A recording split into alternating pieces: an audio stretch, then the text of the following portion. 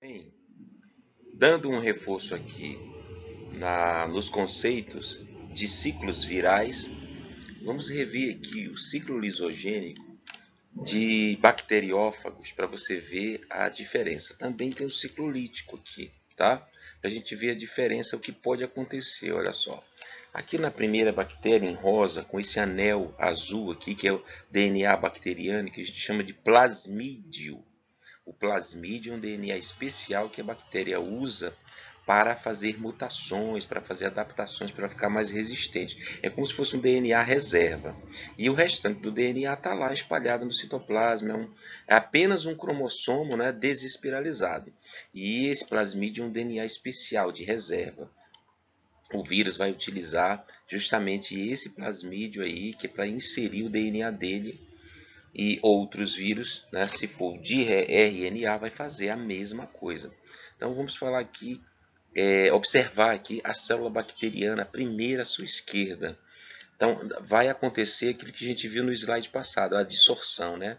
O vírus vai, como se fosse uma navezinha, ele vai pousar em cima da membrana da bactéria. E aí ele vai injetar o seu DNA para dentro da bactéria. As enzimas que vão fazer as interações de DNA do vírus com a bactéria vão agir nesse momento fazendo essa ligação. E aí pode ver que da terceira bactéria em diante pode acontecer dois fenômenos. Né?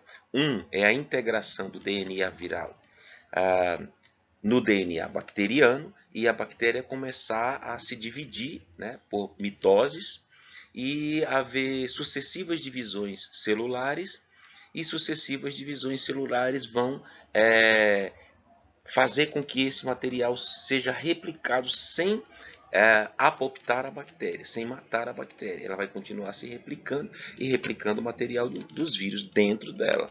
Quando ele entrar para o estado lítico, aí elas vão todas estourar, vão todas romper a membrana e os vírus vão sair para parasitar outros. Se houver esse primeiro caso, ele está no ciclo lítico, está matando as bactérias. No ciclo lisogênico.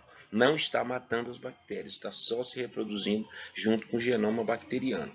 Se houver o segundo caso, que é o ciclo lítico, aqui embaixo, nas bactérias de baixo, você vai ver que a síntese de proteínas virais necessárias para a reprodução de novos vírus vai acontecer dentro da bactéria. A partir do momento que ele fizer a síntese de todos esses materiais, as enzimas, os capsídeos, a cauda, as fibras, ele vai se montar. Ele não vai esperar a bactéria se reproduzir de novo, porque ele está no ciclo lítico. Então, a tendência do vírus, depois de montado, é romper a membrana e sair para fazer de novo a sua reprodução em outras bactérias. Esse ciclo, onde ele mata, onde se monta, né? Replica, se monta, destrói a bactéria, a membrana e mata a bactéria, é o ciclo lítico, onde ele está fazendo lise nas bactérias e destruindo elas. Então, a replicação do DNA viral e a montagem dos novos vírus vão acontecer e a destruição celular libera os novos vírus, ciclo lítico. Se o DNA viral ficar se replicando apenas dentro das bactérias, né, junto com a divisão celular das bactérias, se dividindo sem romper a membrana, sem matar as bactérias, ciclo lisogênico. Tá bom? Acontece aqui nessa outra gravura, você pode ver mais claramente, ó, um monte de vírus aqui em azul se reproduzindo, cada um suas partes diferentes, e depois ele eclode a bactéria, volta a ser vírion de novo, depois ele entra dentro da célula, passa a fazer a mesma operação, né? O mesmo modus operandi de reprodução. Se ele apoptar a bactéria, ciclo lítico. Se ele fizer um sentido contrário aqui nesse de baixo, né? O anti-horário, se ele fizer esse ciclo anti-horário de ficar se replicando dentro da bactéria junto com o material, sem montar o capsômero, o capsídeo, a cauda, as fibras e matar a bactéria, ciclo lisogênico. Tá legal? Vamos ver aqui, depois desse slide, o ciclo do HIV, que é muito diferente de bacteriófago, tá? Ele tem algumas semelhanças, mas é um pouquinho diferente porque esse bacteriófago fica fora, todo o material fica fora quando só o DNA entra. No ciclo do HIV, todo o vírus entra para dentro da célula e lá quando o capsídeo se romper, e entrar em contato com a maquinaria. Quando a gente fala maquinaria da célula, a gente está falando das organelas, tá? As organelas replicantes de material genético, de ácidos nucleicos, DNA e RNA. E a partir daí vai fazer todas as proteínas, do que todos os seres vivos são formados. Todos os seres vivos são formados de proteínas, tá? Então vamos lá, vamos para outro slide. Antes disso, né, vamos só concluir aqui que o ciclo lítico, no ciclo lítico, os vírus saem da célula, rompendo a membrana e destruindo a célula hospedeira. Vamos para o outro slide. Ainda não. O período de virulência é o estágio de maior letalidade de qualquer doença virótica. Agora sim, vamos para o outro slide.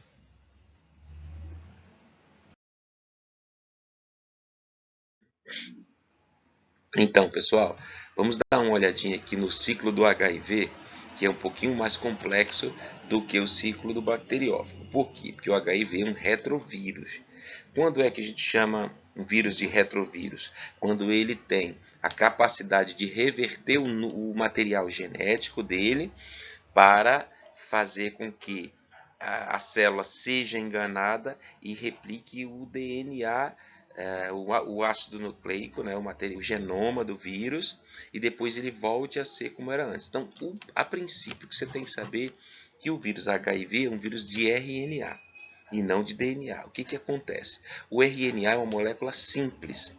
Né? Se você colocar os seus dois dedos assim, o indicador e o dedo médio, você vai ver que são como se fossem duas fitas. É assim que você enrolar eles, fazer como se fosse enrolar um no outro, como se estivesse torcendo para alguma coisa boa acontecer, você vê que ele forma uma espiral, como se fosse uma escada em caracol, né? Então, o DNA é assim mesmo, são duas fitas, né, que quando estão desenroladas são paralelas, mas quando a gente enrola, ele vira uma espiral, como se fosse um parafuso. Então, o DNA é desse jeito, é uma fita dupla. O RNA é uma fita simples, é como se fosse um dedo só. Então, ele não tem como se enrolar. Então, esse material, por ser mais simples, né, e estar ali com as suas moléculas prontas para atrair, né, outras ligações com outras moléculas, com outros aminoácidos, então ele é muito fácil de sofrer mutações. Então, o vírus de DNA ele é mais difícil porque a molécula está empacotada, está enrolada, espiralizada. O vírus de RNA é mais fácil porque ele é uma molécula simples, altamente ligante. Como ela está aberta, ela já está pronta para fazer interação com outras matérias, com outros aminoácidos. É por essa facilidade de se ligar com partículas soltas, né, com moléculas soltas, e aminoácidos soltos dentro de um citoplasma de uma célula, que os vírus de RNA são mais versáteis, são mais fáceis de sofrer mutação e também são mais difíceis de tratar. O DNA, daqui que você desenrole ele, né, que venha a helicase, que rompa as pontes de hidrogênio, que venha uma outra enzima, né, acho que é topoisomerase, que ela vai desenrolar a molécula para que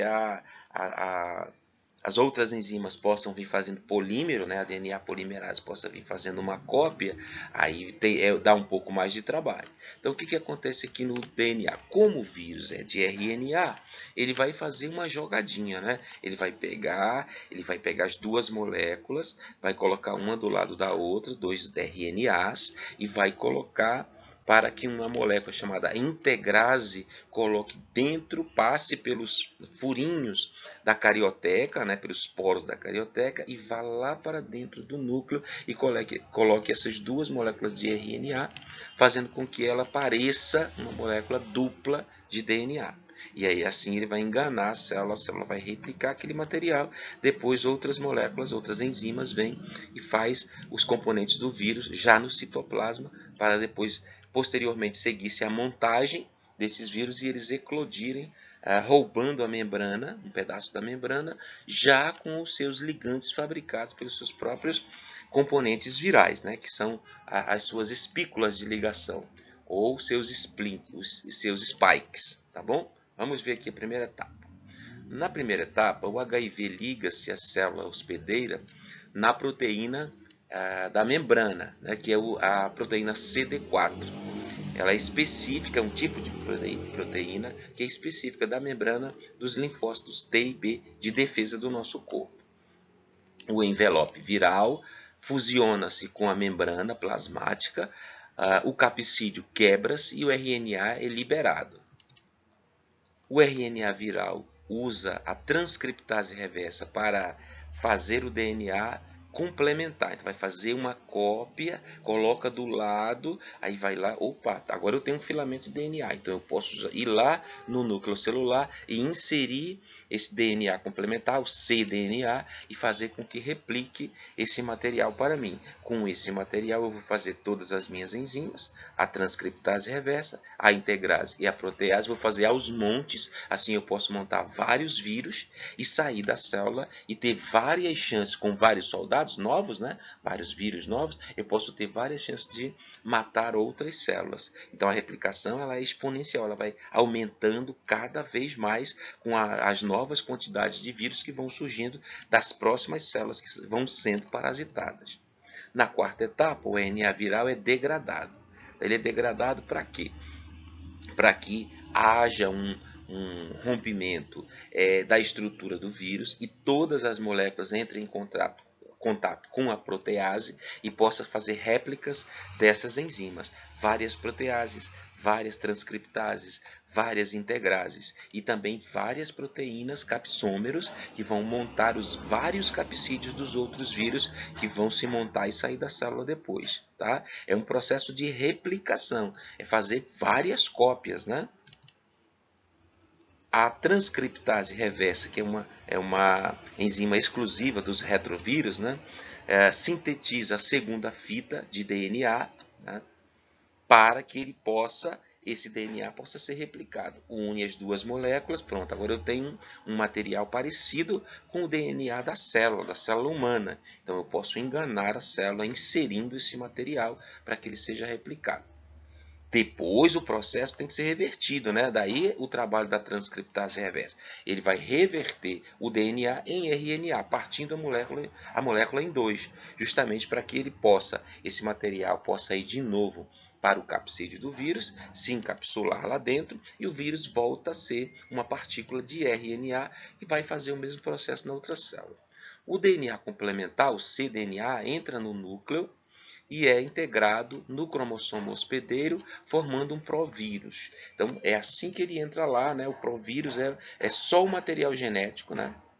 Para poder ser replicado, e a partir daí vão fazer várias cópias. Sétimo passo, sob a ativação,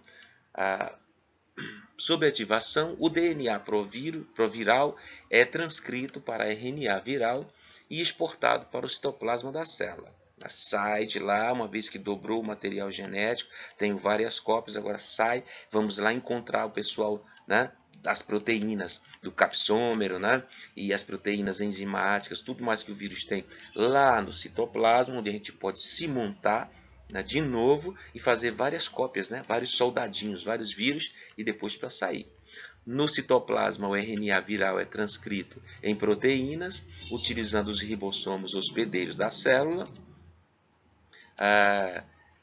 Glicoproteínas virais, novos capsídeos, RNA e envelopes virais são montados. Você vê que a gente tem tudo agora, né? Todo o material. É como se o vírus fosse um avião, você ia ter o motor, a hélice, as asas, os alerões, os flaps, tudo, né? Que as portas, os trens de pouso, você tem todo o material, só falta montar. O vírus faz assim mesmo. Né? Com as glicoproteínas do envelope viral, os novos capsídeos, né? Todas as proteínas, os capsômeros que se juntam para fazer o capsídeo, o RNA, que é o material inicial do vírus, que faz e o envelope viral, pronto, tem tudo. Agora é só montar e sair, né? Para parasitar outras células. Vamos para a etapa final. Por fim, os vírus montados brotam da membrana plasmática e saem, né, eclodindo, matando a célula. Quando o vírus faz isso um monte de vezes, matando todas as células do corpo, humano de defesa, né? Todas as células de defesa, os linfócitos T e os linfócitos B, você vai ficar completamente isento de sistema de defesa, de sistema imunológico, de células fagocitárias. Então, quando você é invadido por bactérias, por exemplo, de a pneumonia, cocos, que causa pneumonia, você vai morrer de pneumonia porque você não tem mais as células para você fazer essa defesa, para te defender das bactérias, né, de pneumonia, porque os vírus foram lá e mataram todas as tuas células. É como se um exército invadisse o Brasil e matasse todo o nosso exército, né, e aí a gente ficasse sem defesa para poder combater uma invasão de um outro país vizinho, e a gente não tem defesa nenhuma. Esse outro país vai invadir, vai tomar conta de tudo, né, destruindo o nosso país, que aí no caso, nessa comparação, seria o nosso corpo. Entenderam?